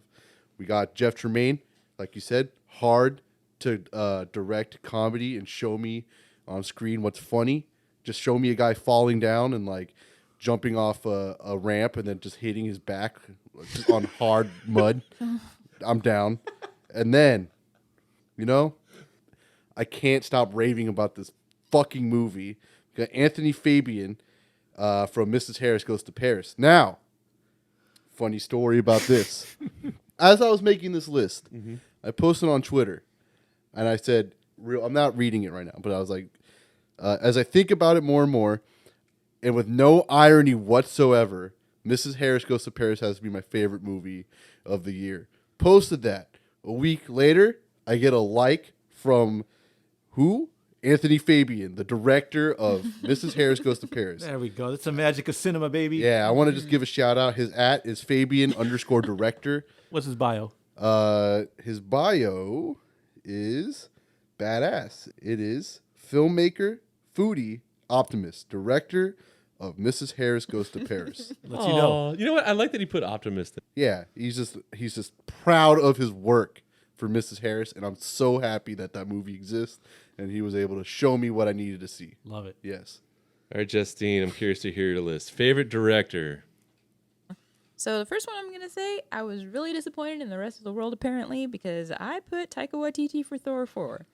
It was great. Yeah, it looked amazing. There was so much in it, and really different ideas. Like, you have the shadow world, you have the god's palace, you have the regular world. There's a lot of ideas. It's really creative, and it looks amazing. I don't get it. I can tell you why I disqualified it, because there's a viral clip of him laughing at how bad the CG is. Sure. I don't know. Maybe that was a first take or first run through the animation. I don't know, but it looked amazing. This is like a theme of the year of separating the art from the artist. And I don't know, like I don't get into the gossip stuff Right, much. right. I'm looking at the movie. It was great. And yeah, I've seen a lot of complaints about the movie in terms of like the comedy is Yeah. too much and everything, but it's like I don't think comedy can ever be too much, can it? when it's bad. Well, yeah, even a of little bit course. is too Yeah, much. yeah, But these jokes, I watched it again. Yeah, I'm going. recently. I'm re-upping my original stance. The comedy works.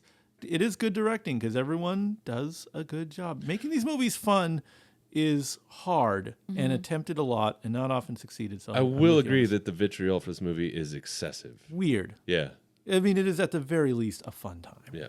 Justine, back to your Good list. time. I put Todd Field from Tar. I was not enamored with this movie, but it's It's hard pretty to do. textbook, Right. quote unquote good. You know, he did a good job. It was impressively done. It felt very structured. It was very clean, Detail good directing. oriented. Yeah, very detailed and very consistent. Really tightly, you know, like envisioned. Then I have, of course, David Cronenberg from Crimes of the Future. Nice. Nobody has a vision quite like he does. Yeah. And he always gets it across. Guillermo del Toro, Pinocchio. Amazing. He's got to be on there. It's an amazing movie. He's an amazing director. Pretty much everything he does. And then Jordan Peele and Nope. I was just so impressed looking at it the whole time. Like the feel of it is cool. The vibe is cool. Everything is so like expansive looking and feeling. And then Yeah. when it's like claustrophobic, it is, you know, and everybody felt really real. It was great. It was really well done. And I had to give it to Nope. I didn't really expect it, but thinking about it, I was like, yeah, perfect. Really, really good. Nope. In fact, our consensus winner for the category is Jordan Peele. Got the go. most amount of points for sure. Well deserved. It came out earlier in the year, so I was afraid, you know, like because of recency bias. Right, But right. hey, everybody did their, No, I think their due diligence. Yeah, that one stays with you. For sure. All right. For the first time this evening, the cast of the Regal Movie Masters Unlimited has undergone a costume change. We are now wearing trench coats, gaiters. We might have a toothpick in our mouth. It's that time of the night. One of the most anticipated segments. Another exclusive for our award show. This is the Haters Ball, where we are going to tell you the absolute most terrible, trifling, dog shit movie of the year. And let's start with prime hater, tied with me, Mr. Colin. What give me the worst movie of the year. I don't think I'm out of line with saying this. You, the viewer, will probably not know this film because there's no reason to. They released this movie called Vengeance. It's a B.J. Novak venture, and it was in the theater for no reason, and we saw it for no reason. And you know, we talk about the upside of like seeing movies you wouldn't normally see. Like this one really stuck with me as far as like something I would really love to never see. It was mean-spirited pseudo-intellectualism at its finest. It was bereft of joy. It was cynical and unclever. There was nothing to be gained from this film. It was my pick for worst, most offensive, vile, atrocious film of the year. And I say I can't even come up with something clever to say. This is B.J. Novak's Vengeance. You are the worst movie. I hate on you. Hate. Justine, what did you hate this year? Hands down, Vengeance. Like there was not even a moment of like discussion or anything. Like I didn't. What else was bad? Nothing else that was bad could. It's like Vengeance is number one bad, and then anything else is like Far so below. far below that it might as well be with good. Yeah, and then there's like, you know, boring movies, but like you understand why they exist. This one is just you didn't need to be here. You Yeah, didn't need to no, exist. it was legitimately offensive, and it's like if you just hate, Hate, pseudo intellectual, coked up bros. This is that movie. It's terrible. Hate. Well, I'm not gonna. You know, here's the thing: is I need to protect my co-host over here, Dylan. He's not a hateful man. He's a very positive man. So Dylan has removed himself from voting in this category, and I respect that. Me, however, I'm hateful. I'm vengeful, but I hated Vengeance. So unanimously, Vengeance is the worst movie of this year, perhaps of all time. It's like everything Colin said, I back up completely. Everything Justine said, I back up completely. I don't get offended, but this offended me. Like just everything about it. I ignored BJ Novak for basically his entire career. I never watched The American Office. I didn't care about it. But I know people liked him, so I was like, okay, I'm gonna go into this positive, and I'm gonna try to enjoy this movie.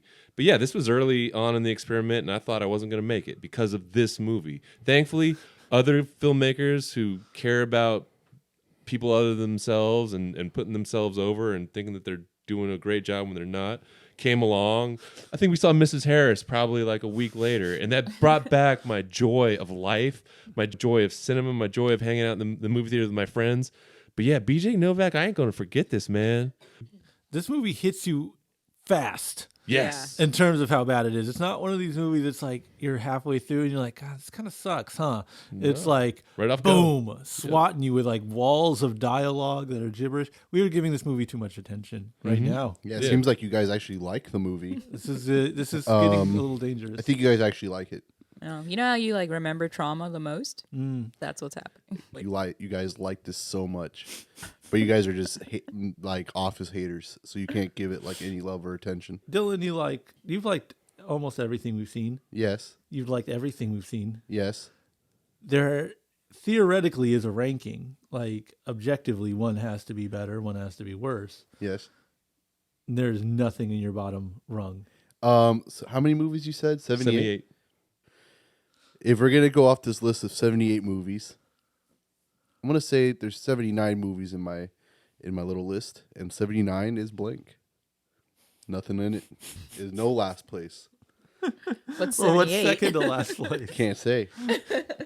I respect the kayfabe. See, I love movies. Yeah. I love going, even if it's bad. I like it. Whatever. Like, we don't like Vengeance. It's fine.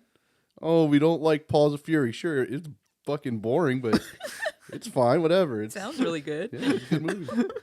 I had a great time. Just show me a great time. That's all I care about. In every movie. Is a Yeah, in great time Vengeance, I somewhere. felt like BJ Novak was having a fun time playing his character, and that's fine. That's why I'm okay. The movie is not the best. Sure, whatever. Not the best. That's far from the best. Let me sleep on it. So there's Mrs. Harris and there's everything else. Yes. So as hard as Colin tried, he's not going to get Dylan to crack on this No. whatsoever. I respect a bit too much. Yeah, I'm not yeah. going to press. They're all great. I love art. I don't care. Cool. Dylan, Yes. if you had to choose between, because you keep bringing up Paws of Fury for some weird reason. If you had Yeah. to choose between watching Paws of Fury and Vengeance, what would you choose? Oh, Paws of Fury. Okay. Because at least it's like a fun time. All right. Read between the lines. Yeah. Read between But- the lines, people. If you put on Vengeance, I'll watch it. It's not like I'm going to look away. I'll look away on my phone, but that's just normal. I love it. Yes. Well, in the time that it took for Dylan to get that out, all of us are back in our tuxedos and the Vivian Westwood dress. I've been in my tuxedo this whole time. If you look out in this auditorium, Dylan, everybody's in their seats and there's a bit of a murmur.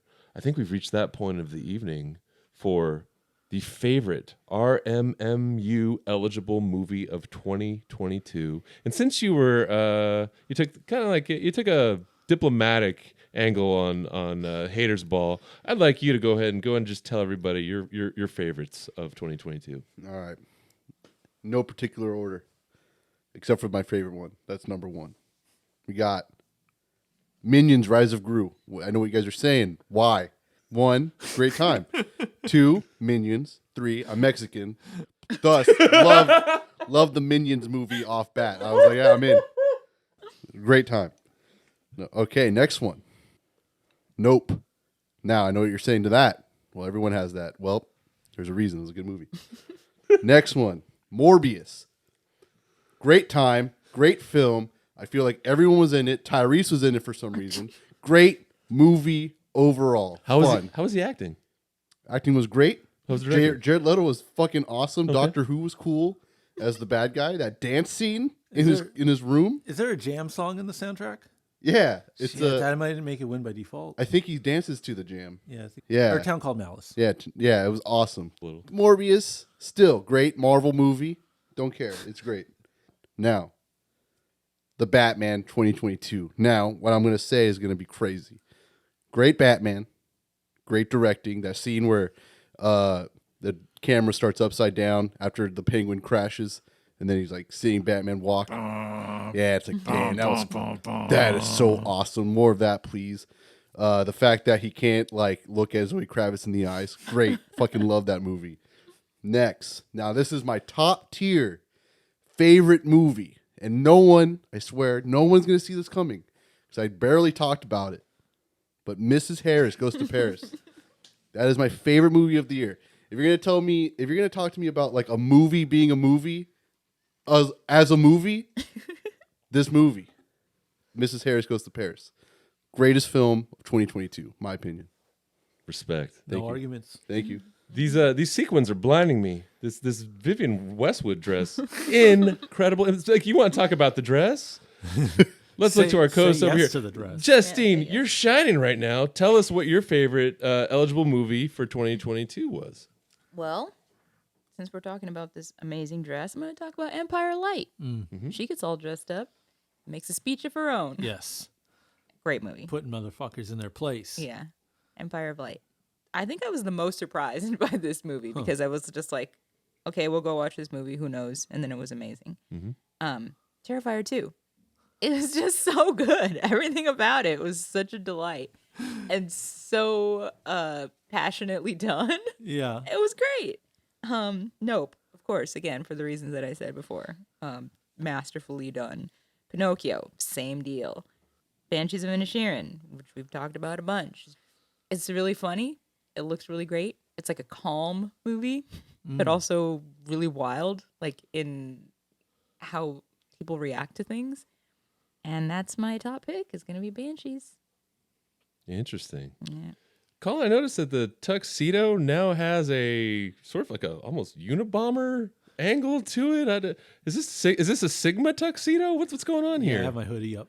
And All also right. on the back, there's a scorpion embroidered on it. Oh, that's which you didn't nice. That's notice. quite nice. I'm going to play some Vaporwave, and you can look at me. What's that say about the hierarchy on the shirt there? This is the Under Armour Black Adam collaboration.